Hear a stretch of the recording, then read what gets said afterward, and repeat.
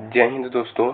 तो आज के क्लास में हम लोग पॉलिटी के 500 क्वेश्चन को देखेंगे और यह 500 क्वेश्चन चैप्टर वाइज रहेगा। पॉलिटी का जितना भी चैप्टर है सारे चैप्टर से क्वेश्चन को इसमें इंक्लूड किया गया है। आपका एक भी टॉपिक जो है छूटने वाला नहीं है और मतलब कि 500 क्वेश्चन की मदद से हम सारे टॉपिक सारे चैप्टर को कंप्लीट कर देंगे इस वीडियो में, ठीक है। तो चलिए हम लोग उस क्वेश्चन को देखते हैं चैप्टर वाइज। और आप लोग चैनल पर पहली बार आए हैं या पहली से आप लोग देख रहे हैं चैनल को, तो सब्सक्राइब करके ज़रूर रख लीजिएगा, ठीक है। चलिए अब हम लोग क्वेश्चन की तरफ चलते हैं। देखिए पहला क्वेश्चन कि भारत की संविधान सभा की पहली बैठक कब हुई थी? तो 9 दिसंबर 1946 को हुई थी, ठीक है। अगला क्वेश्चन है कि भारतीय संविधान के अस्थायी सभा के अध्यक्ष जो थे कौन थे? तो डॉक्टर राजेंद्र प्रसाद। संविधान जो भारत का संविधान था कब लागू हुआ था? तो 26 जनवरी 1950 को लागू हुआ था और 26 नवंबर 1949 को जो है इसका प्रारूप तैयार हो चुका था, ठीक है। आइए अगला है क्वेश्चन कि संविधान का प्रारूप कब स्वीकार किया गया था? तो 26 नवंबर 1949 को। अगला क्वेश्चन है कि भारत के संविधान के निर्माण में कितना समय लगा? तो 2 वर्ष 11 महीना 18 दिन लगा था, ठीक है। आइए अगला क्वेश्चन है कि भारत सरकार अधिनियम 1935 ने किसका आधार प्रदान किया था? तो ये भारतीय संविधान का आधार जो है प्रदान किया था। संविधान सभा के प्रथम अस्थायी सदस्य कौन थे? अस्थायी, तो ये सच्चिदानंद सिन्हा। अगला है कि संविधान सभा की प्रारूप 7वां क्वेश्चन है कि संविधान सभा की प्रारूप समिति के अध्यक्ष कौन थे? तो डॉक्टर भीमराव अंबेडकर। अगला क्वेश्चन है कि भारतीय संविधान की ऐतिहासिक जड़ें कहाँ से मानी जाती है? तो ब्रिटिश शासन से मानी जाती है। नेक्स्ट क्वेश्चन है कि 1945 का अधिनियम किसने लागू किया था? तो ब्रिटिश संसद ने। अगला क्वेश्चन है 11 नंबर कि 1946 में कैबिनेट मिशन भारत क्यों आया था? तो ये आया था संविधान सभा की स्थापना के लिए। अगला क्वेश्चन है कि 1935 का अधिनियम क्या प्रदान करता है? तो संघीय व्यवस्था। भारत के संविधान को किस देश के संविधान से संसदीय प्रणाली प्राप्त हुई थी? तो ये ब्रिटेन से। अगला क्वेश्चन है कि संविधान सभा की अंतिम बैठक कब हुई थी? तो ये 24 जनवरी 1950 को। हम भारत के लोग से शुरू होने वाली प्रस्तावना किसका हिस्सा है? तो संविधान की प्रस्तावना का हिस्सा है। अगला क्वेश्चन है कि भारत सरकार अधिनियम 1958 किससे संबंधित था? तो ये आपका संबंधित था ब्रिटिश क्राउन के अधीन। 17 नंबर क्वेश्चन है भारतीय संविधान की प्रस्तावना में समाजवादी शब्द कब जोड़ा गया था? तो 42वें संविधान संशोधन से। अगला है संविधान सभा का गठन किस योजना के तहत हुआ था? तो कैबिनेट मिशन योजना। चलिए अगला क्वेश्चन है कि संविधान सभा का मुख्य कार्य क्या था? तो उनका मुख्य कार्य था संविधान बनाना। अगला क्वेश्चन कि संविधान सभा में महिलाओं की संख्या कितनी थी? तो 12 थी, ठीक है। चलिए यहाँ से 20 क्वेश्चन हो गया आपका पहला चैप्टर से। दूसरा चैप्टर है कि संविधान की रचना से 20 क्वेश्चन। चलिए इसमें हम लोग क्वेश्चन को देखते हैं। पहला है कि भारतीय संविधान निर्माण का भारतीय संविधान निर्माण का कार्य किस संस्था ने किया था? तो ये संविधान सभा ने किया था। अगला है कि संविधान सभा का गठन किस योजना के अंतर्गत हुआ था? तो कैबिनेट मिशन योजना के अंतर्गत हुआ था। संविधान सभा का पहला अधिवेशन कब हुआ था? तो 9 दिसंबर 1946 को। संविधान सभा के प्रारंभिक अस्थायी अध्यक्ष कौन थे? सच्चिदानंद सिन्हा। अगला है कि संविधान सभा के अस्थायी अध्यक्ष कौन थे? Doctor Rajendra Prasad. Next question अगला है कि प्रारूप समिति के अध्यक्ष कौन थे? तो डॉक्टर भीमराव अंबेडकर। संविधान सभा ने संविधान को कब अंगीकृत किया था? तो 26 नवंबर 1949 को। भारतीय संविधान पूरी तरीके से कब लागू हुआ था? तो 26 जनवरी 1950 को। संविधान निर्माण में कुल कितनी समितियां बनी हुई थी? तो 17। अगला है कि संविधान सभा में किस तिथि को राष्ट्रीय ध्वज को अंगीकृत किया गया था? किस तिथि को अंगीकृत किया गया था? तो ये 22 जुलाई 1947 को। अगला है कि संविधान निर्माण के दौरान भारत का गवर्नर जनरल कौन था? तो लॉर्ड माउंटबेटन। भारतीय संविधान का निर्माण कितने सदस्य भारतीय संविधान निर्माण में कितने सदस्य प्रारंभ में थे, यानी शुरू में कितने सदस्य थे? तो 389। विभाजन के बाद संविधान सभा में कुल कितने सदस्य रह गए थे? तो 299। भारतीय संविधान के निर्माण में कितने दिन लगे हुए थे? तो 2 वर्ष 11 महीने 18 दिन। भारतीय संविधान सभा में पहली महिला अध्यक्ष कौन थी जो कि अस्थायी थी? कौन थी? ठीक है, तो इसका आंसर हो जाएगा आपको कोई महिला अध्यक्ष नहीं बनी थी। ठीक है, अगला है कि संविधान सभा की बैठक कार्रवाई किस भाषा में हुई थी? तो हिंदी और अंग्रेजी दोनों में। भारतीय संविधान में कुल कितनी अनुसूचियां प्रारंभ में थी? तो 8 अनुसूची प्रारंभ में थी। ठीक है, अगला है कि संविधान सभा की प्रस्तावना को तैयार करने वाले मुख्य व्यक्ति कौन थे? तो पंडित जवाहरलाल नेहरू। अगला है कि संविधान सभा में अनुसूचित जातियों का प्रतिनिधित्व किसने किया था? तो डॉक्टर भीमराव अंबेडकर ने किया था। चलिए, अब अगला जो आपका टॉपिक है भारतीय संविधान के स्रोत, इसमें से 25 क्वेश्चन को देखेंगे। ठीक है, आइए, है पहला क्वेश्चन कि भारत ने संसदीय प्रणाली किस देश से ली थी? तो ब्रिटेन से ली थी। ऑप्शन नंबर बी इसका आंसर होगा। ठीक है, अगला है कि मौलिक अधिकारों की प्रेरणा भारत ने किस देश से ली थी? तो ये अमेरिका से। अगला है कि भारत ने राज्य नीति निर्देशक तत्व यानी सिद्धांत किससे लिया था? तो आयरलैंड से लिया था। अगला क्वेश्चन है कि संविधान की प्रस्तावना की प्रेरणा भारत ने किस देश से ली थी? तो प्रस्तावना की प्रेरणा अमेरिका से ली थी। अगला कि भारत ने एकात्मक शासन प्रणाली किससे ली थी? तो ये ब्रिटेन से। ठीक है, चलिए, अगला क्वेश्चन है 6 नंबर की संविधान संशोधन प्रक्रिया किस देश से लिया गया था? तो ये दक्षिण अफ्रीका से लिया गया था। चलिए, नेक्स्ट क्वेश्चन, भारत ने आपातकालीन शक्तियां किस देश से ली थी? तो ये वेबर संविधान यानी जर्मनी के संविधान को कहा जाता है वेबर संविधान, यानी जर्मनी से लिया था। संघात्मक प्रणाली प्रेरणा भारत ने किससे लिया था? तो कनाडा से। मौलिक कर्तव्यों का स्रोत कहाँ से लिया गया था, यानी भारतीय संविधान में कहाँ से लिया गया था? तो रूस से। यूएसएसआर, जब मतलब उसमें वो टूटा नहीं था, यूएसएसआर, वहां से लिया गया था। न्यायिक पूर्वावलोकन का सिद्धांत भारत ने किस संविधान से लिया था, किस देश से लिया था? तो अमेरिका से। अगला है कि उपराज्यपाल पद किस देश के संविधान से लिया गया है? तो ये कनाडा से लिया गया है उपराज्यपाल का। चलिए, नेक्स्ट क्वेश्चन है कि भारत में न्यायपालिका की स्वतंत्रता किस देश से प्रेरित है? तो ये अमेरिका से। अगला है लोक लेखा समिति की अवधारणा किस देश से ली गई है? तो ये फ्रांस से ली गई है। अगला क्वेश्चन है कि भारत में एक ही नागरिकता की अवधारणा किस देश से ली गई है? तो ब्रिटेन से। संयुक्त बैठक की व्यवस्था भारत ने किससे ली है? तो ऑस्ट्रेलिया से। भारत में न्यायिक सक्रियता की प्रेरणा कहाँ से है? तो ये अमेरिका से है।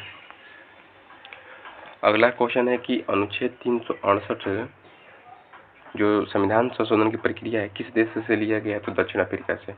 निर्वाचन आयोग की अवधारणा किससे ली गई है? तो ब्रिटेन से। अनुच्छेद 32 रीट की शक्ति किससे प्रेरित है? तो अमेरिका से। कानून का शासन की अवधारणा किससे ली गई है? तो ब्रिटेन से। भारत का संविधान किस प्रकार का व्यवस्था अपनाता है? तो ये संसदीय प्रणाली का। अगला क्वेश्चन है कि कैबिनेट प्रणाली भारत ने किस देश से ली है? तो ब्रिटेन से। लोकतंत्र शब्द की अवधारणा का भारत में कहाँ से आई? तो ये यूनान से। भारत में कानून द्वारा स्थापित प्रक्रिया की प्रेरणा किस देश से ली गई है? तो जापान से। अगला क्वेश्चन है कि भारतीय संविधान के बहुल स्रोतों में से एक स्रोत निम्न में से कौन से हैं? तो अंग्रेजी परंपरा। चलिए, अगला अब टॉपिक है आपका संविधान, भारतीय संविधान के भाग। ठीक है, इससे महत्वपूर्ण 25 क्वेश्चन है आपको। अब देखें, पहला क्वेश्चन, भारतीय संविधान में कुल कितने भाग हैं? तो इसमें 22 भाग हैं। आइए,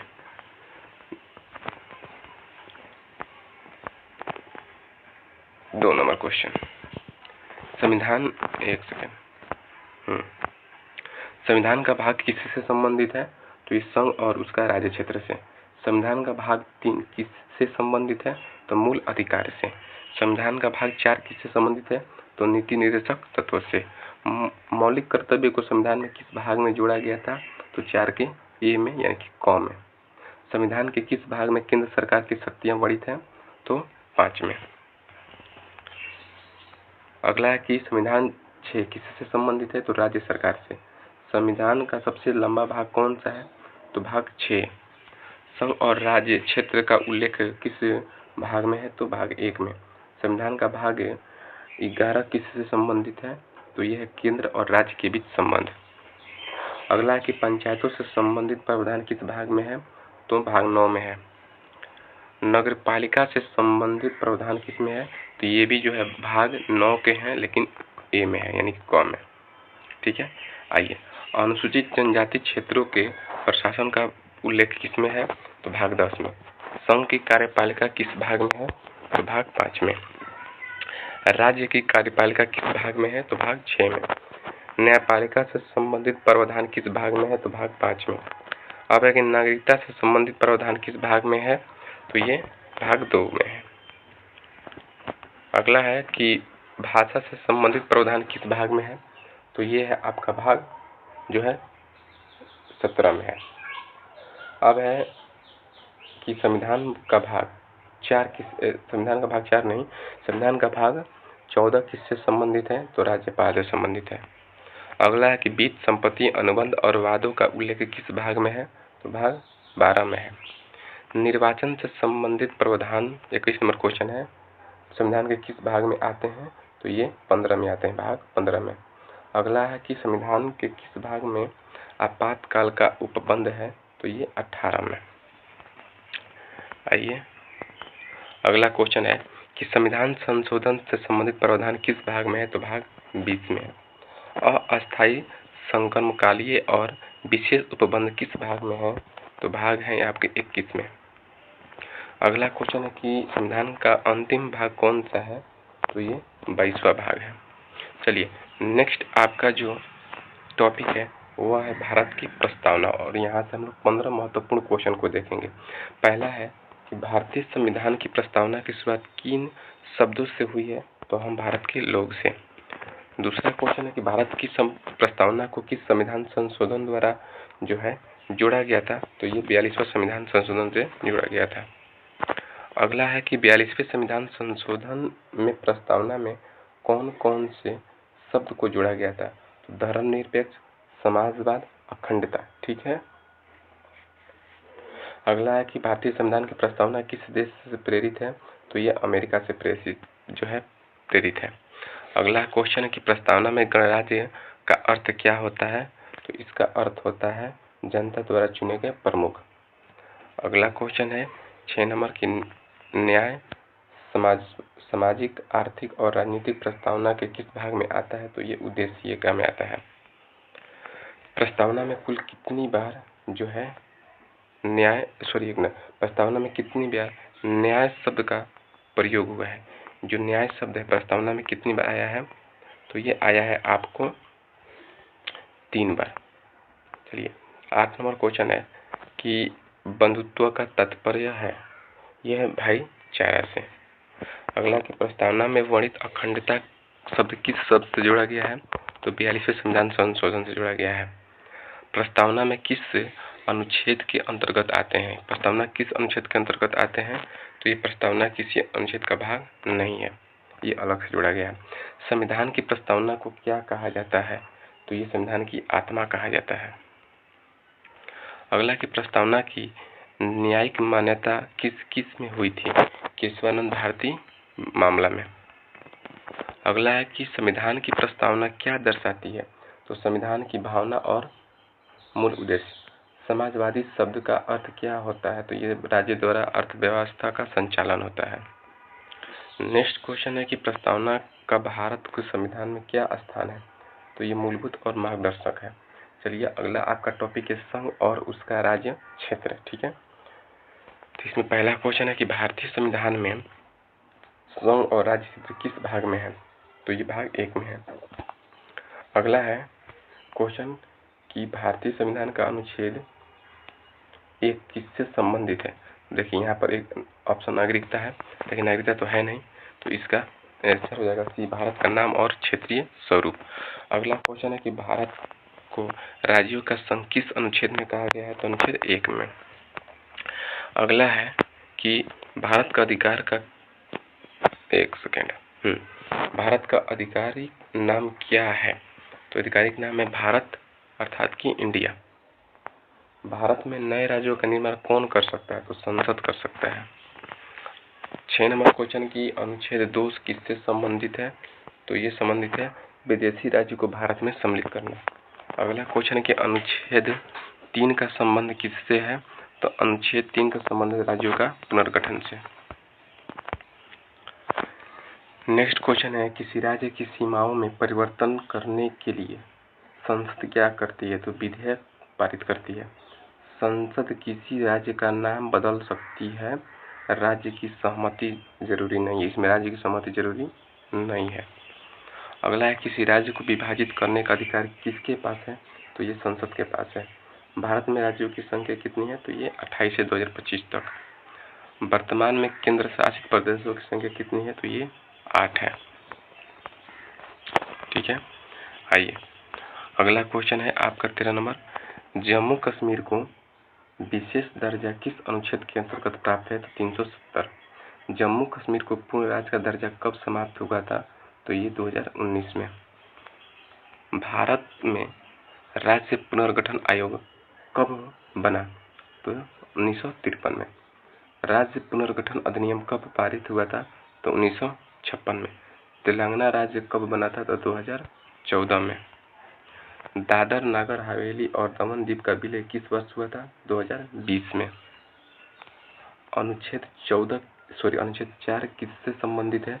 तो राज्य पुनर्गठन से संबंधित है। किस अधिनियम के तहत भारत का गठन हुआ था? तो भारतीय संविधान के नियम से। भारत को राज्यों का संघ कहने का तात्पर्य क्या है? तो राज्य संघ का हिस्सा है। भारत के राज्य क्षेत्र में क्या शामिल है?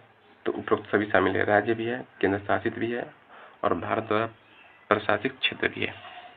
चलिए 22वां क्वेश्चन हो गया। 23 नंबर। लक्षद्वीप किस श्रेणी में आता है? तो ये केंद्र शासित में आता है। संसद को किसी राज्य के क्षेत्र में परिवर्तन करने के लिए पहले किससे राय लेनी होती है? तो राज्य विधानसभा। भारत का संघीय ढांचा कैसा होता है? तो संघ जो राज्यों की सहमति के बिना परिवर्तन कर सकता है। चलिए अगला आपका टॉपिक है नागरिकता। तो पहला क्वेश्चन है कि भारतीय संविधान में नागरिकता का प्रावधान किस भाग में है? तो भाग 2 में है। अगला है कि नागरिकता से संबंधित अनुच्छेद 5 से 11। नेक्स्ट क्वेश्चन है कि भारतीय नागरिकता को किस आधार पर प्राप्त किया जा सकता है? तो जन्म से, वंश से, पंजीकरण से, उपरोक्त सभी। अगला है कि नागरिकता अधिनियम कब पारित हुआ था? तो 1955 में। भारत में दोहरी नागरिकता की अनुमति है या नहीं? तो नहीं है। भारत का नागरिक कौन कहलाता है? जो भारत में जन्मा हो, जिसके माता पिता भारतीय हो, जिसने पंजीकरण करवाया हो। अगला क्वेश्चन है कि संविधान के किस अनुच्छेद में पाकिस्तान से आए व्यक्तियों को भारत में नागरिकता मिलता है? तो अनुच्छेद 6 से। अगला है क्वेश्चन कि भारत के संविधान में नागरिकता शब्द पहली बार किस अनुच्छेद में आया था? तो अनुच्छेद 5 में। भारत के बाहर रह रहे भारतीयों के लिए नागरिकता का प्रावधान किस अनुच्छेद में है? तो 8 में। नागरिकता समाप्त करने का अधिकार किसे है? तो यह है केंद्र सरकार को। भारत में कौन नागरिकता देने का निकाय है? तो यह गृह मंत्रालय। अगला है कि भारत में नागरिकता प्राप्त करने की विधि कितनी है? तो ये 5 विधि है। जन्म, वंश, पंजीकरण, ये तो निम्न विधि है, मतलब कि 3 मुख्य विधि है। चलिए 1 सेकेंड। हाँ, तो अगला क्वेश्चन है कि नागरिकता संशोधन अधिनियम 2019 का उद्देश्य क्या है? तो ये पाकिस्तान, बांग्लादेश और अफगानिस्तान से आए अल्पसंख्यकों को नागरिकता देने के लिए। ठीक है।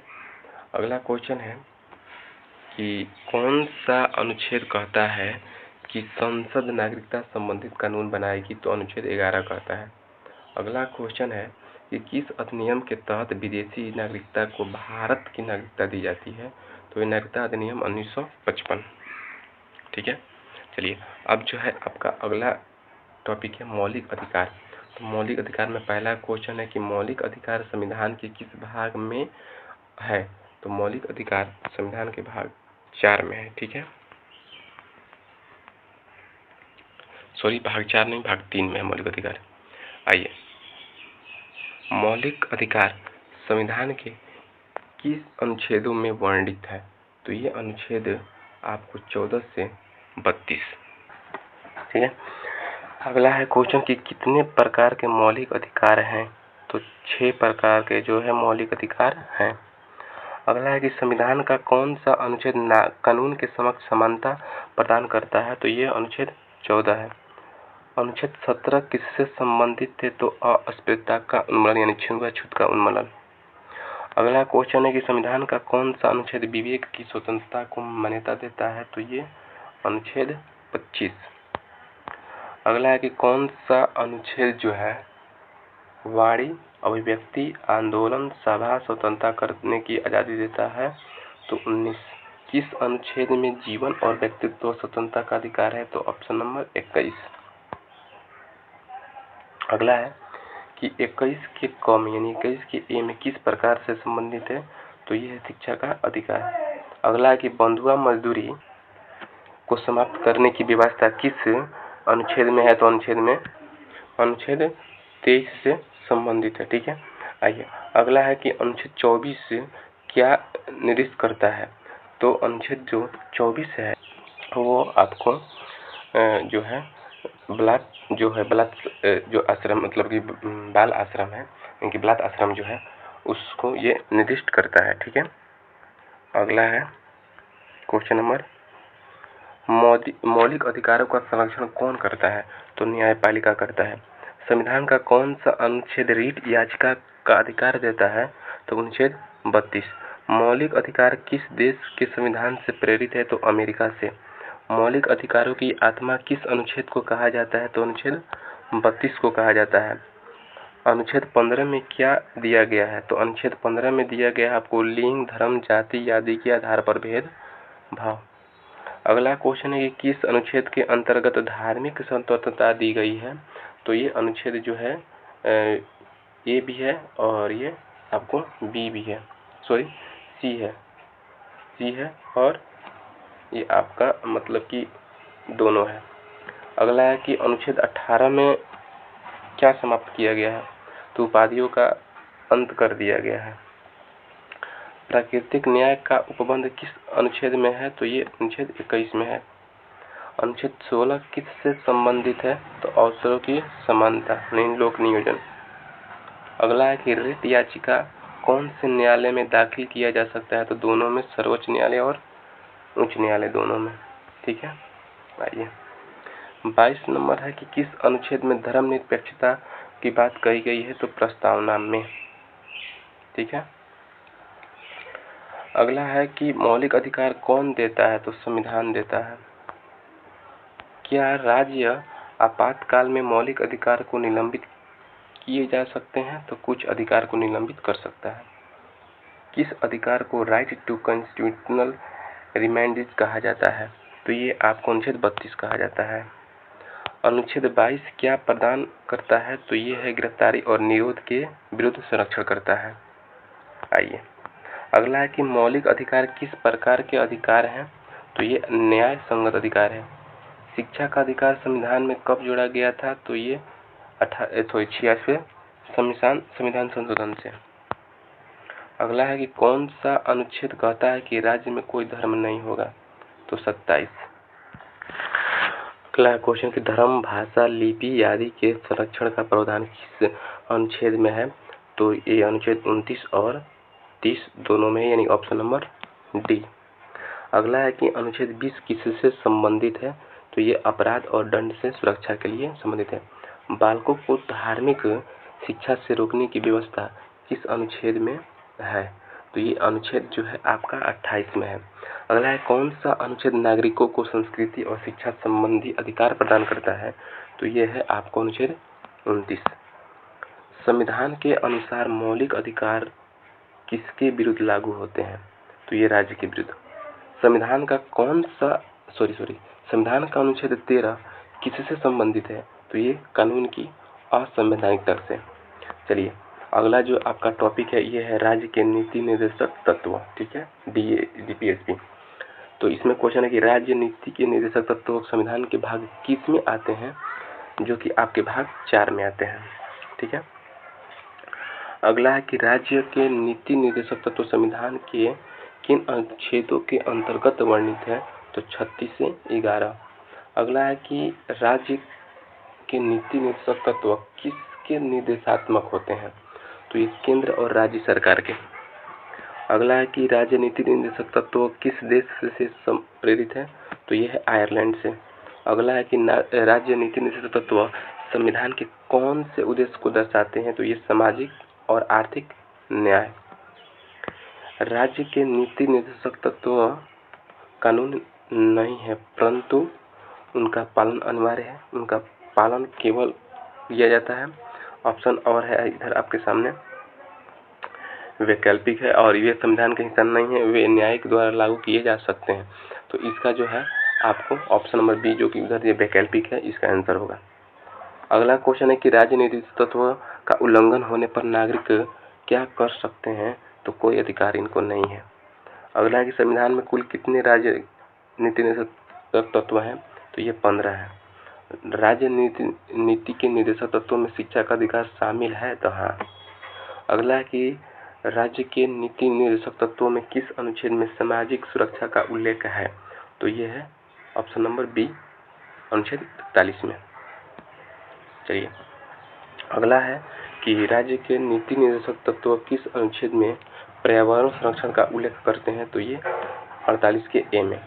राज्य के नीति निर्देशक तत्व किस अनुच्छेद के अंतर्गत कृषि सुधार का निर्देश देते हैं? तो अनुच्छेद 43। राज्य के नीति निर्देशक तत्व किस अनुच्छेद में स्वास्थ्य और पोषण की बात करते हैं? तो अनुच्छेद 47 में। राज्य के नीति निर्देशक तत्व किस अनुच्छेद में श्रमिक और अधिकारों की बात करते हैं? तो ये है अनुच्छेद 42। अगला है कि राज्य के नीति निर्देशक तत्व संविधान में कितनी बार संशोधित किए गए हैं? ठीक है, ये आपका क्वेश्चन है। तो देखिए इसका आंसर हो जाएगा सी, कई बार, बहुत बार इसमें संशोधित किए गए हैं। चलिए अगला है कि कौन सा अनुच्छेद संस्कृति शिक्षा का संरक्षण का निर्देश देता है? तो ये अनुच्छेद 30। राज्य के नीति निर्देशक तत्व संविधान की प्रस्तावना में वर्णित किस शब्द को साकार करते हैं? तो ये न्यायिक को। अगला है गांवों का विकास राज्य नीति निर्देशक के तत्वों के तहत किस अनुच्छेद में है? तो अनुच्छेद 40 में, यानी पंचायती वाला। क्या राज्य के नीति निर्देशक तत्व न्यायिक द्वारा लागू किए जा सकते हैं? तो नहीं। अगला है कि राज्य के नीति निर्देशक तत्वों का उल्लंघन संविधान के किस भाग का उल्लंघन माना जाता है? तो ये ऑप्शन नंबर डी, कोई उल्लंघन नहीं माना जाता है। चलिए अगला क्वेश्चन है कि राज्य के नीति निर्देशक तत्वों में व्यापार, वाणिज्य और व्यापार की स्वतंत्रता का उल्लेख है? तो हाँ है। अगला है कौन सा अनुच्छेद जो है राष्ट्र की सुरक्षा से संबंधित है? तो अनुच्छेद 51। अगला है कि राष्ट्रीय एकता अखंडता का निर्देश जो है कि राज्य के नीति निर्देशक तत्वों में कहाँ पर मिलता है? तो अनुच्छेद 51 में। अगला है क्वेश्चन कि राज्य के नीति निर्देशक तत्व संविधान के किस संशोधन के बाद ज्यादा प्रभावी हुए हैं? तो 42वां संशोधन द्वारा। प्रारंभिक शिक्षा राज्य नीति निर्देशक तत्वों में कितने वर्ष तक अनिवार्य है? तो ऑप्शन है आपके पास 6 वर्ष, 8 वर्ष, 10 वर्ष, 5 वर्ष। तो इसका आंसर हो जाएगा आपको 8 वर्ष। ठीक है, चलिए अब अगला जो टॉपिक है आपका ये है मौलिक कर्तव्य। तो मौलिक कर्तव्य में पहला क्वेश्चन है कि मौलिक कर्तव्य संविधान के किस भाग में जुड़े गए हैं? तो ये भाग 4 के क में, यानी कि ए में। मौलिक कर्तव्य संविधान में कब जोड़े गए थे? तो ये आपको जोड़े गए थे 42 संविधान संशोधन 1976। मौलिक कर्तव्य संविधान के किस अनुच्छेद में वर्णित है? तो ये 51 के क यानी कि ए में। मौलिक कर्तव्य को कितने उपबंध हैं? तो 11 है। ठीक है। आइए अगला है कि निम्नलिखित में से कौन सा मौलिक कर्तव्य नहीं है? संविधान का सम्मान करना मौलिक कर्तव्य है या नहीं है? पर्यावरण संरक्षण, चुनाव में भाग लेना या देश की संप्रभुता? तो ऑप्शन नंबर सी, चुनाव में भाग लेना। संविधान के अनुसार नागरिकों का मौलिक कर्तव्य है, तो यह है देश की रक्षा करना। पर्यावरण संरक्षण मौलिक कर्तव्य के अंतर्गत किस अनुच्छेद में आता है? तो 51 के ए के जी में।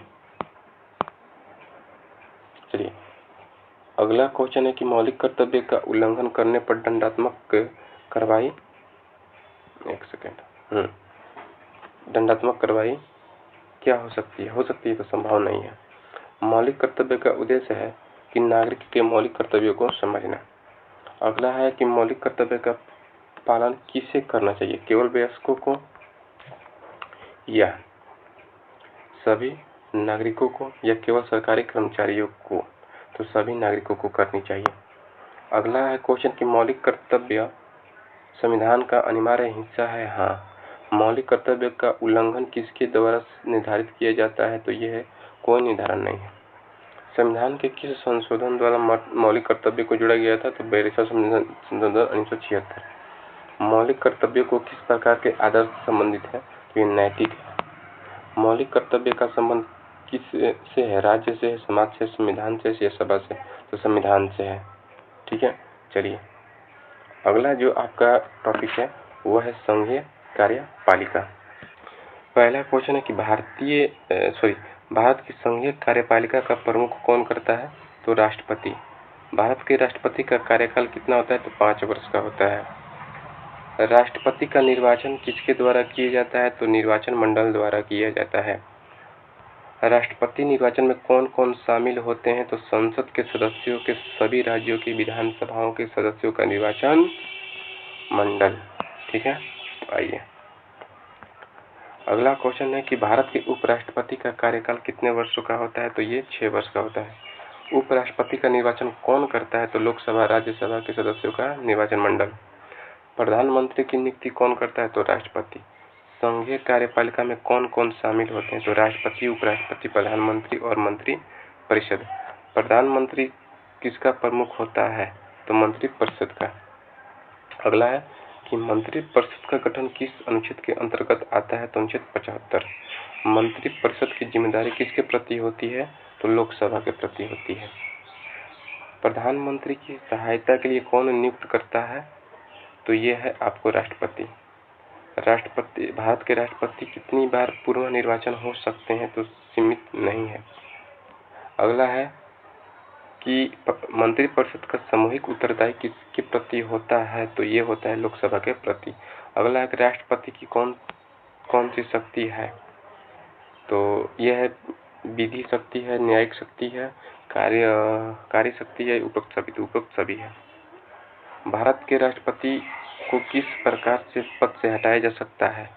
तो यह है संसदीय महाभियोग से, इम्पीचमेंट।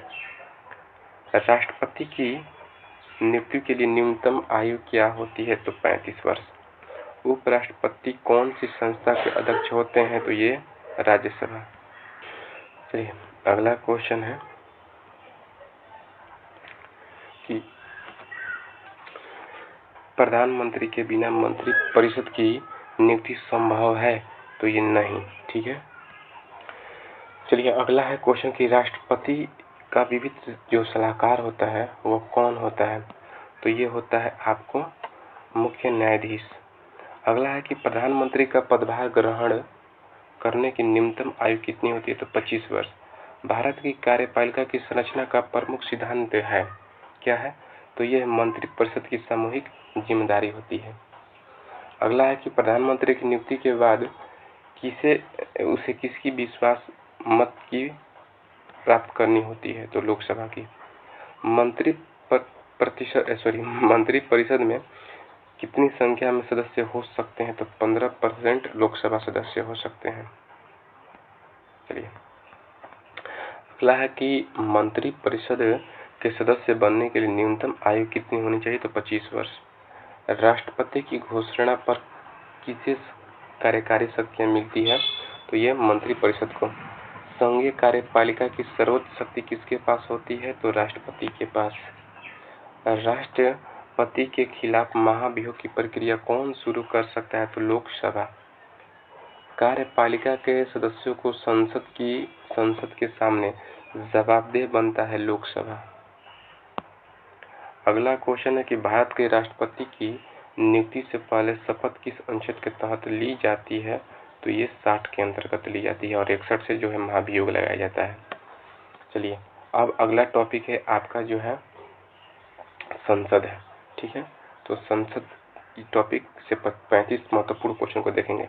पहला है कि भारत की संसद कितनी सदनों वाली है? तो ये है 2 सदनों वाली है। भारत की संसद के सदनों के 2 सदन कौन कौन से हैं? तो लोकसभा, राज्यसभा। लोकसभा के सदस्य कितने वर्ष के लिए चुने जाते हैं? तो 5 वर्ष के लिए। राज्यसभा के सदस्य कितने वर्ष के लिए चुने जाते हैं? तो 6 वर्ष के लिए। अगला है कि राज्यसभा का सदस्य कितने वर्षों के बाद पुनः निर्वाचित हो सकते हैं? तो ये कोई प्रतिबंधित नहीं है। लोकसभा में अधिकतम सदस्यों की संख्या कितनी हो सकती है? तो 545। राज्यसभा में अधिकतम सदस्यों की संख्या 245। राज्यसभा के सदस्य किसके द्वारा चुने जाते हैं? तो ये राज्य की विधानसभा द्वारा। लोकसभा के सदस्य किसके द्वारा चुने जाते हैं? तो सीधे जनता के द्वारा। लोकसभा का अध्यक्षता जो है कौन करता है? तो ये लोकसभा अध्यक्ष करता है। राज्यसभा के उपाध्यक्ष कौन होते हैं? तो ये राज्यसभा का उपाध्यक्ष होता है। संसद के सत्र को बुलाने का अधिकार किसके पास होता है? तो राष्ट्रपति के पास। संसद के सदन का सत्र कम से कम कितनी बार बुलाना चाहिए? तो हर महीने 6 वर्ष के बाद। ठीक है, अब है कि संसद के सदन की न्यूनतम उपस्थिति क्या होती है? तो कुल सदस्यों का 1/5 उपस्थित होना चाहिए। संसद के कानूनों को मंजूरी देने वाला अंतिम पदाधिकारी कौन सा है? तो ये है आपको राष्ट्रपति होता है। ठीक है, सही। संसद के किस सदन में राजस्व बिल पारित किया जाता है? तो ये केवल लोकसभा में। संसद के दोनों सदनों की बैठक कहाँ होती है? ठीक है, तो ये आपको जो बैठक होती है आपको संसद भवन नई दिल्ली में। संसद की अस्थायी समिति किसका हिस्सा होता है? तो दोनों सदन का। संसद के सदस्य बनने के लिए न्यूनतम आयु कितनी होनी चाहिए? तो लोकसभा के लिए 25 वर्ष, राज्यसभा के लिए 30 वर्ष। अगला है कि राष्ट्रपति की अधिसूचना के बिना संसद की बैठक नहीं हो सकती है। यह नियम सही है या गलत? तो ये सही है। अगला है कि लोकसभा का कार्यकाल कब समाप्त हो सकता है? तो ये ए और बी दोनों 5 वर्षों के बाद स्वचालित रूप से और राष्ट्रपति द्वारा भंग किए जाने पर। अगला है कि राज्यसभा का सदस्य पुनः चुना जा सकता है? तो हाँ। संसद के बजट सत्र की अवधि क्या होती है? तो 3 से 4 महीने। अगला है कि संसद के किस सत्र में आमतौर पर बजट पेश किए जाते हैं? तो बजट सत्र में। संसद की बैठक में बहस करने के लिए सदस्य को कौन अनुमति देता है? तो इसकी अनुमति जो है आपको देने का कार्य लोकसभा अध्यक्ष और राज्यसभा अध्यक्ष करता है। ठीक है, चलिए अगला आपका जो है क्वेश्चन, संसद में विधेयक पारित होने के बाद उसे कौन मंजूरी देने वाला होता है? तो ये राष्ट्रपति। संसद के सदस्यों की संख्या किसके द्वारा निर्धारित होती है? तो संविधान के द्वारा। संसद के सदस्य की सदस्यता समाप्त हो सकती है अगर मौत हो जाए, अयोग्य से हो जाए या इस्तीफा दे दे। लोकसभा का अध्यक्ष कौन नियुक्त करता है? तो ये लोकसभा सदस्य है। अब है कि राज्यसभा के सदस्य कितने सदस्य राज्य के प्रतिनिधि होते हैं? तो ये अधिकतर जो है सब प्रतिनिधित्व करते हैं। अगला है क्वेश्चन कि संसद के संविधान संशोधन बिल पारित करने के लिए आवश्यक बहुमत क्या होता है? तो 2/3 होता है। अगला है कि संसद के विधेयक को राष्ट्रपति द्वारा वापस भेजने का अधिकार है किसे? तो हाँ, केवल एक बार होता है। ठीक है, अब है कि संसद के वित्तीय बिल को राज्यसभा कितने दिनों में पारित कर सकती है? तो 14 दिन में। संसद की कार्यवाही का प्रकाशन कौन करता है? तो संसद सचिवालय करता है। संसद के कौन से सदस्य गैर निर्वासित निर्वासित भारतीय हो सकते हैं? ठीक है, इसका आंसर आपको देना है। तो इसका आंसर हो जाएगा आपको केवल जो है गैर निवासी भारतीय हो सकते हैं। ठीक है, चलिए अब जो है आपका अगला टॉपिक है जो न्यायपालिका है। न्यायपालिका। तो पहला क्वेश्चन कि भारतीय न्यायपालिका का सर्वोच्च संस्थान कौन सा है, तो ये सर्वोच्च न्यायालय है। अगला है कि भारतीय सर्वोच्च न्यायालय की स्थापना कब हुआ था, तो 1950 में। सर्वोच्च न्यायालय के मुख्य न्यायाधीश की नियुक्ति कौन करता है, तो राष्ट्रपति करता है। अगला है कि उच्च न्यायालय की स्थापना संविधान के किस भाग में जो है वर्णित है, तो ये भाग 6 में। भारत के प्रत्येक राज्य में कम से कम कितने उच्च न्यायालय हो सकते हैं, तो 1। अगला है सर्वोच्च न्यायालय के न्यायाधीशों की अधिकतम संख्या क्या हो सकती है, तो 34।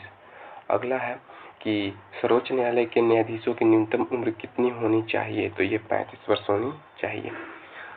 सर्वोच्च न्यायालय में मामलों की सुनवाई किस प्रकार की होती है, तो सार्वजनिक सुनवाई। कौन से मामले सर्वोच्च न्यायालय के मूल अधिकार क्षेत्र में आते हैं, तो आपको संविधान की व्याख्या से जुड़े मामले और अंतरजातीय विवाद दोनों। चलिए अगला है क्वेश्चन कि उच्च न्यायालय के न्यायाधीशों की नियुक्ति कौन करता है, तो राष्ट्रपति। अब है कि न्यायाधीशों की नियुक्ति में किसका परामर्श आवश्यक होता है, तो मुख्य न्यायाधीश और राष्ट्रपति दोनों। न्यायपालिका की स्वतंत्रता किस अनुच्छेद में है, तो अनुच्छेद 50 में। किसे संवैधानिक प्रहरी कहा जाता है, तो ये है न्यायपालिका को। सर्वोच्च न्यायालय की अपीलीय शक्तियां किस प्रकार की होती हैं, तो ये व्यापक होती हैं। अगला है कि न्यायालिका में कौन से अधिकार होते हैं, समीक्षा का अधिकार, न्यायपूर्वकन का अधिकार और विवाद निपटारा होता है उपयुक्त सभी।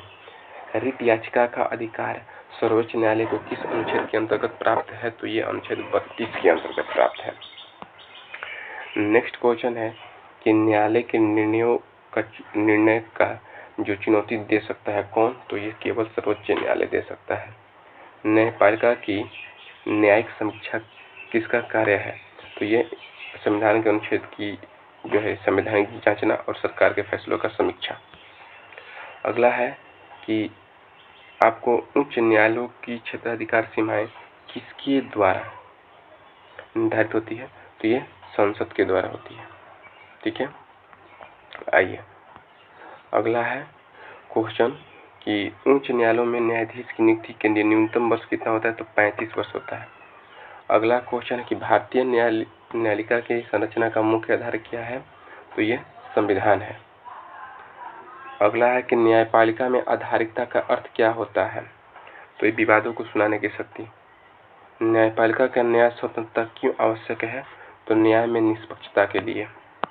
अगला है कि संविधान के किस अनुच्छेद में मौलिक अधिकारों की रक्षा होती है, तो अनुच्छेद 32 में। अगला है कि न्यायपालिका की आधारिकता में शामिल नहीं है, तो ये विधि शक्तियां हैं। अगला टॉपिक आपका है राज्य की कार्यपालिका। तो चलिए इसमें पहला क्वेश्चन देखते हैं, राज्य की कार्यपालिका का प्रमुख कौन होता है, तो ये राज्यपाल होता है। राज्यपाल की नियुक्ति कौन करता है, तो ये राष्ट्रपति। राज्यपाल का कार्यकाल कितना सामान्यतः कितना होता है, तो 5 वर्ष का। राज्य की मंत्री परिषद की अध्यक्षता कौन करता है, तो ऑप्शन तो है राज्यपाल, लेकिन ऑप्शन बी है इसका जो है मुख्यमंत्री, यही करेक्ट आंसर होगा। अगला है कि मुख्यमंत्री की नियुक्ति कौन करता है, तो राज्यपाल। राज्यपाल की कार्यपालिका के कौन कौन सदस्य होते हैं, तो राज्यपाल, मुख्यमंत्री और मंत्री परिषद। राज्यपाल के पास किन किन शक्तियां होती है, कौन कौन सी शक्ति होती है, तो उपरोक्त सभी, कार्यकारी, विधियां, न्यायिक सब। अगला है कि मुख्यमंत्री का कार्यकाल सामान्यतः कितना होता है, तो 5 वर्ष का होता है। अब अगला क्वेश्चन है कि राज्यपाल किसके आदेश पर विधानसभा को भंग कर सकते हैं, तो मुख्यमंत्री के सलाह पर। अगला है कि राज्य की कार्यपालिका का उत्तरदायित्व किसके प्रति होता है, तो विधानसभा के। अगला क्वेश्चन है कि राज्य की मंत्री परिषद किस अनुच्छेद के अंतर्गत गठित होता है, तो अनुच्छेद 164। मुख्यमंत्री और मंत्री मंडल किसके प्रति जवाबदेह होते हैं? तो ये होते हैं विधान सभा के। अगला है कि राज्यपाल विधानसभा के सत्रों को कब बुला सकते हैं? तो केवल मुख्यमंत्री की सलाह पर। ठीक है। अगला है कि राज्यपाल के किस कार्य को कार्यकारी कहा जाता है? तो ये ऑप्शन नंबर आपका इसका सी हो जाएगा, प्रशासनिक आदेश की जारी। मुख्यमंत्री बनने के लिए विधानसभा सदस्य होना आवश्यक है, तो 6 महीने के भीतर सदस्य बनना आवश्यक है। ठीक है।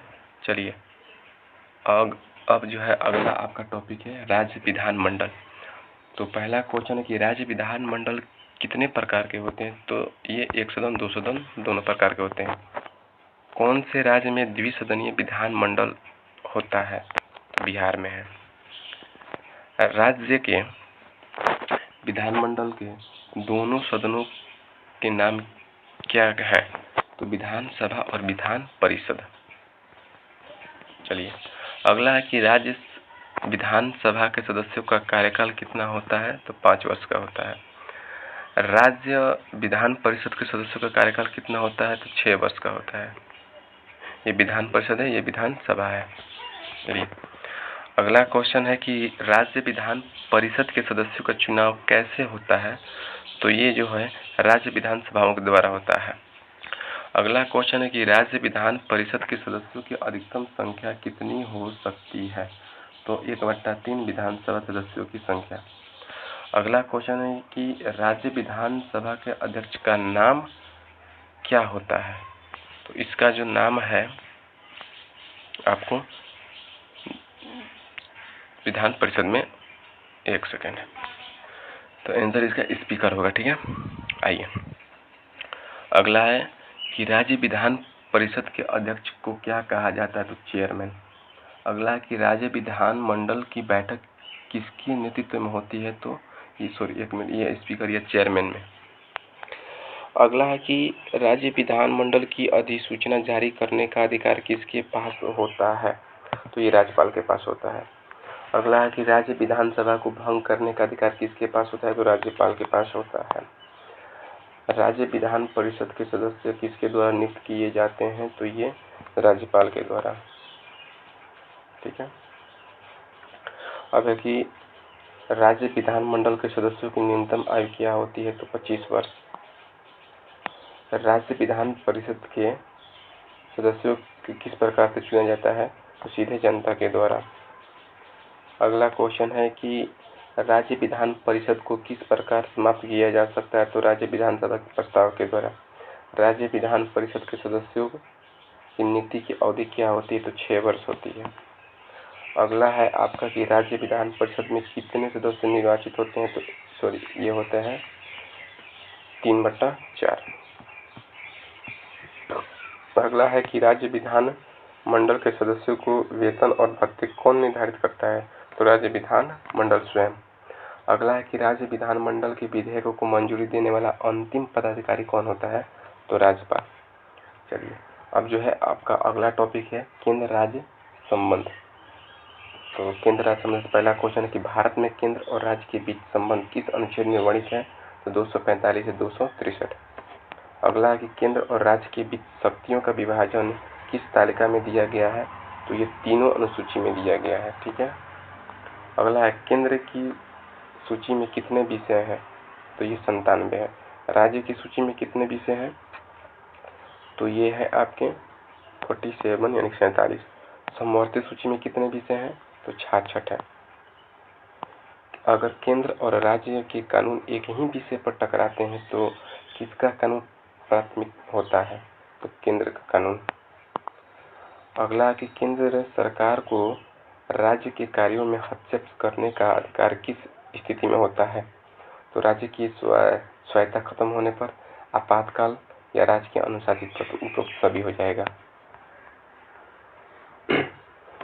अगला क्वेश्चन है कि भारत के संविधान में केंद्र राज्य विवादों का निपटारा कौन करता है? तो सुप्रीम कोर्ट।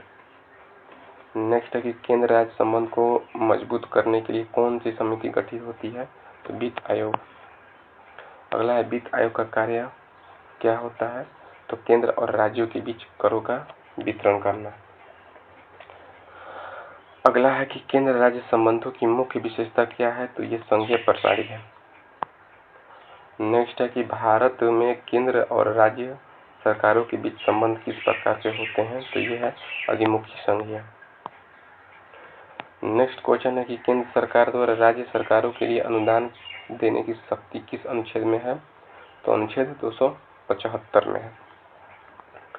अगला है केंद्र की सूची में परमाणु ऊर्जा किसके अंतर्गत आते हैं, तो केंद्र सूची के अंतर्गत।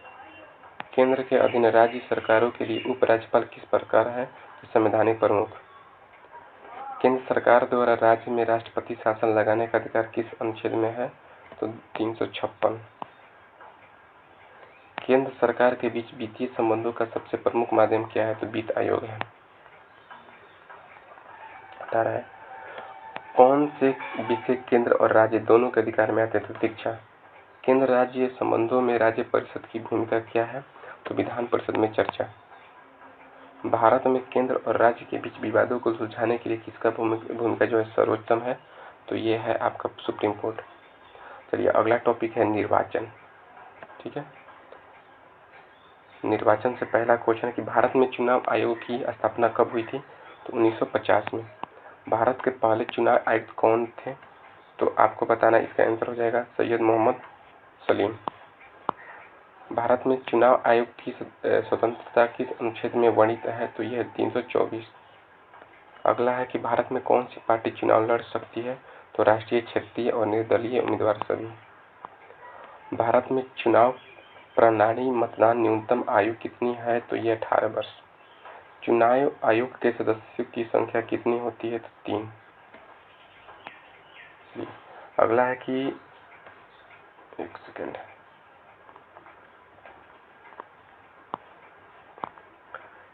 एक मिनट, ये थोड़ा स्क्रॉल नहीं हो पा रहा है। हाँ अभी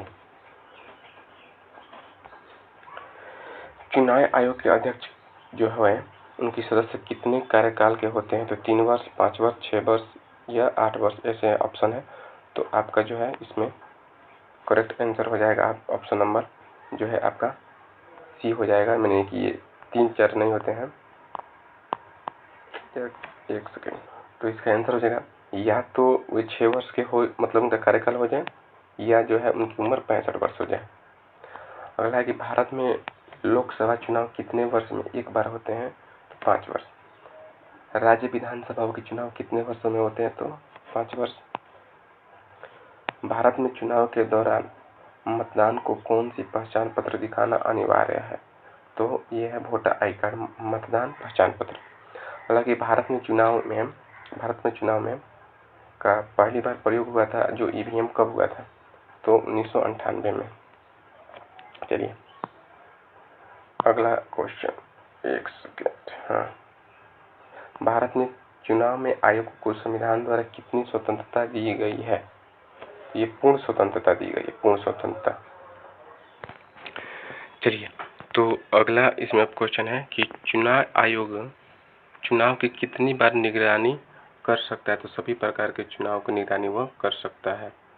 भारत में चुनाव आयोग के सदस्य को कौन नियुक्त करता है, तो ये राष्ट्रपति नियुक्त करते हैं। भारत में निर्वाचन सूची का रख रखाव कौन करता है, तो निर्वाचन आयोग। चुनाव लड़ने के लिए उम्मीदवार की न्यूनतम आयु क्या होनी चाहिए, तो 25 वर्ष, जो लोकसभा में लड़ते हैं 25 वर्ष। चुनाव आयोग के पास जो है 1 मिनट 16 का आंसर आपको सी होगा, 25 वर्ष होगा। ठीक है, अब है कि चुनाव आयोग के पास किस प्रकार के अधिकार होते हैं, तो संगठनात्मक अधिकार, न्यायात्मक अधिकार ये भी होते हैं, और आपके पास अनुशासनात्मक अधिकार, और ये उपरोक्त सभी हो जाएगा।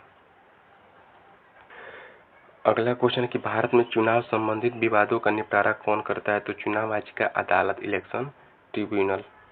अगला है कि नोटा विकल्प का मतलब क्या होता है, तो none of the available candidate, यानी कि किसी भी कैंडिडेट को आप वोट नहीं दीजिएगा तो चल जाता है नोटा में।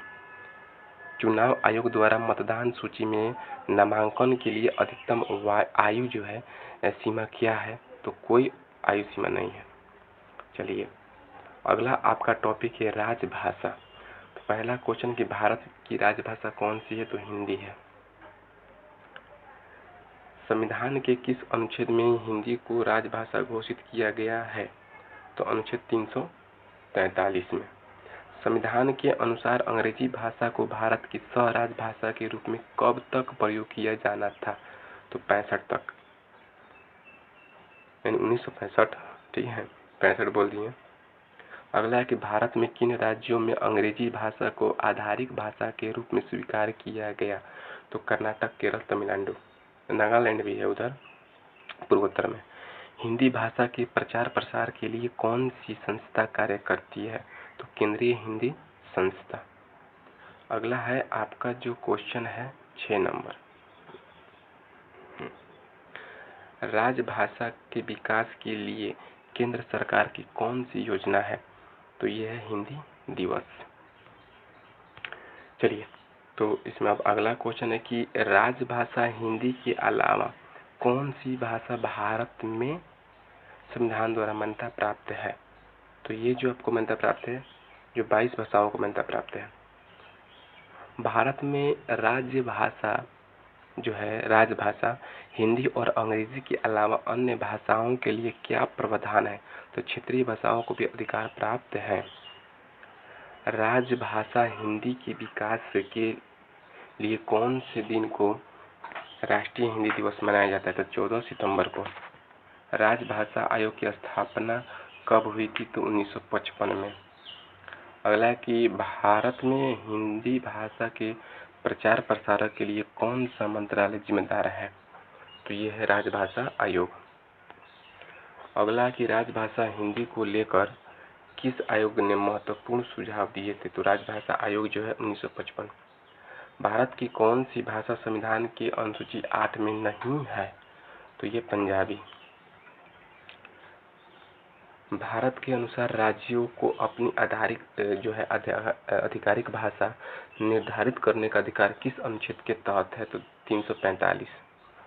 किस अनुच्छेद के अंतर्गत न्यायालयों और उच्च न्यायालयों में भाषा का प्रावधान है, 348। अगला क्वेश्चन है आपको कि भारत में राजभाषा हिंदी के प्रचार के लिए कौन सा योजना शुरू की गई है, तो राजभाषा संवर्धन योजना। भारत में हिंदी का कौन सी भाषा परिवार से जोड़ा जाता है, तो ये इंडो आर्यन। भारत की राजभाषा नीति पर कार्य करने के लिए कौन सी समिति गठित की गई है, तो भारतीय भाषा आयोग। हिंदी भाषा का प्रमुख लिपि कौन सी है, तो देवनागरी। अगला है कि भारत सरकार के कार्यालयों में हिंदी को आधिकारिक भाषा के रूप में अपनाने की अंतिम तिथि, तो 26 जनवरी 1965। चलिए, अब अगला जो आपका टॉपिक है लोक सेवा आयोग और आपात उपबंध। ठीक है, ये अगला टॉपिक है। पहला क्वेश्चन कि भारत के पहले लोक सेवा आयोग की स्थापना 1926 में हुई थी। नेक्स्ट क्वेश्चन है कि भारतीय संविधान किस अनुच्छेद में लोक सेवा आयोग का उल्लेख है, तो 315 से 23। लोक सेवा आयोग के अध्यक्ष और सदस्य किसके द्वारा नियुक्त किए जाते हैं, तो राष्ट्रपति के द्वारा। राज्य लोक सेवा आयोग किस अनुच्छेद के अंतर्गत गठित होता है, तो अनुच्छेद 315। लोक सेवा आयोग की प्रमुख जिम्मेदारी क्या है, तो सरकारी अधिकारी की नियुक्ति। लोक सेवा आयोग के सदस्य कार्यकाल कितने वर्षों का होता है, तो संविधान में निर्दिष्ट नहीं है। लोक सेवा आयोग को अपनी रिपोर्ट किसे सौंपनी होती है, तो राष्ट्रपति को। लोक सेवा आयोग के सदस्य की नियुक्ति से पहले उसे क्या करना होता है, तो शपथ लेना होता है। लोक आयोग के सदस्य का कार्यकाल समाप्त होने पर क्या कर सकते हैं, तो पुनः नियुक्त हो सकते हैं। अब है कि लोक सेवा आयोग के सदस्य को किन परिस्थितियों में हटाया जा सकता है, तो अनुशासनहीन, अक्षमता और अपराध के आधार पर। अगला है आपात उपबंध, जो है आपको इसमें क्वेश्चन देखना है। तो पहला क्वेश्चन है कि भारत के संविधान में आपात प्रावधान किस भाग में है, तो भाग 16 में है। भारत में आपातकाल की घोषणा का अधिकार किसके पास होता है, तो राष्ट्रपति के पास होता है। अगला, आपातकाल कितने प्रकार के होते हैं, तो आपातकाल जो है 3 प्रकार के होते हैं। संविधान के किस अनुच्छेद के तहत जो है राष्ट्रीय आपातकाल जो है घोषित किए जा सकते हैं? अनुच्छेद इसमें दिया गया है 252, 300 जो है 52 है, 300 आपको जो है 56 है, 360, 377, ये 352 हो जाएगा आंसर। अगला है कि आपातकाल के दौरान संसद की कार्यवाही के संबंध में क्या प्रावधान है? तो संसद का कार्यकाल 6 माह बढ़ जाता है। अगला है कि राज्य में राष्ट्रपति शासन कब लगाया जाता है?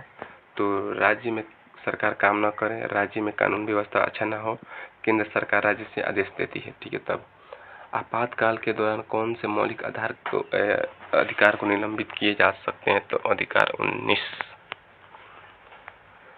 अगला है कि आर्थिक आपातकाल किस अनुच्छेद में वर्णित है? तो 360 में।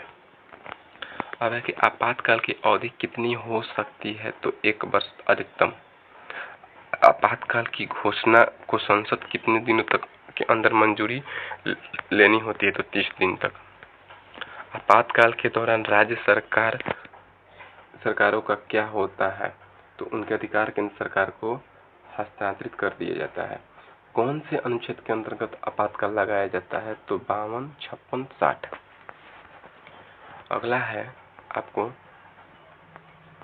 कि राष्ट्रपति शासन लगाने की अवधि कितनी होती है? तो 6 महीने। अगला क्वेश्चन, आपातकाल के दौरान न्यायपालिका की स्वतंत्रता कैसी होती है? तो सीमित होती है।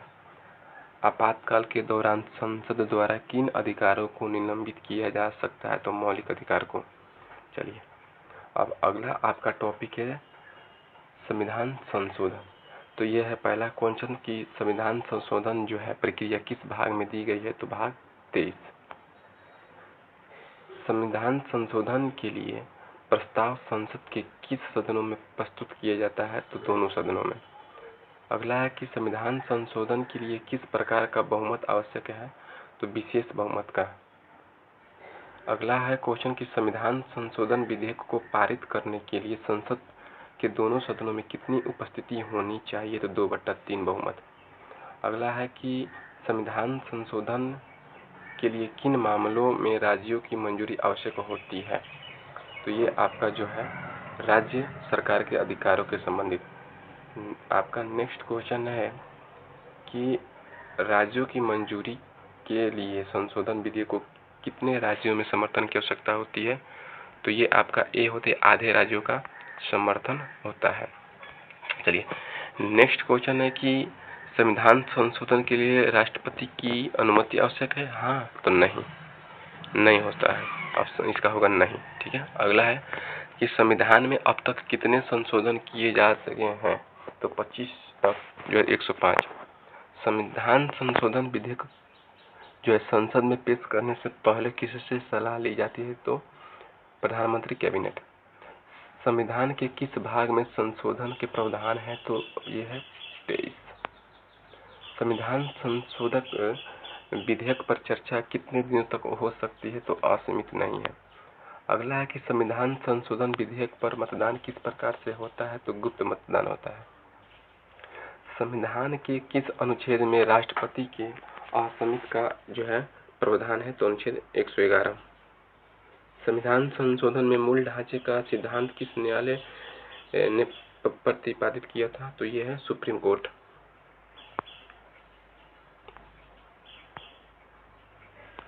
चलिए, अगला है 1 मिनट।